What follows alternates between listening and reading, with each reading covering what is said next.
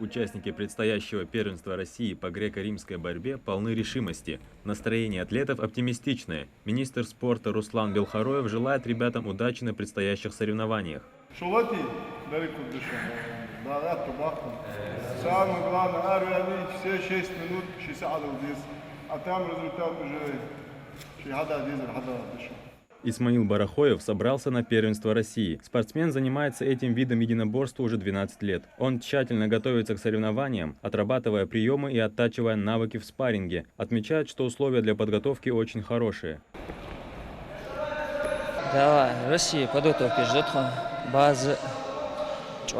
Подготовки к 21 мэру, подготовка. Выступить первого паникса дал. Тренеры внимательно следят за процессом, отрабатывают с молодыми атлетами каждую деталь, прием и комбинацию. Все это может стать решающим в схватках, которые ждут их на ринге. В первенстве примут участие спортсмены до 24 лет в 10 весовых категориях. Здесь таких больших нагрузок мы уже не даем, уже ребята работают уже конкретно над своими приемами, над своим направлением и подводят себя к основному старту. Растяжка, разминка, интенсивные спарринги. Эти тренировки не просто подготовка, а возможность представить свою республику и почтить память героя России Алихана Калиматова. И команда готова, узнал все условия, питание. Для ребят все есть. Самое главное, остается выйти и побороться, подраться, можно сказать. А так все условия созданы. Каждая тренировка – это маленький шаг к большой цели. За спинами борцов стоит поддержка их семей и всей республики. Команда Ингушетии старается не только достичь высоких результатов, но и создать атмосферу единства и сплоченности.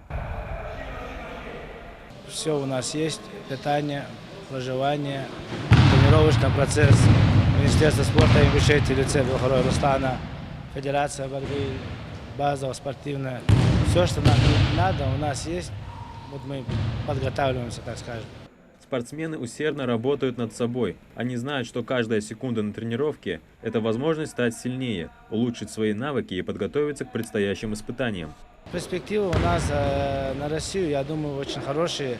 Я думаю, как минимум у нас 2 первых должно быть золото. И я думаю, иншаллах, даст Всевышний, больше медалей будет. Правильный подход к организации тренировок и поддержка со стороны тренера могут значительно повысить шансы спортсмена на успех. Адам Гуражев, Мухаммад Яндиев, Магаз 24.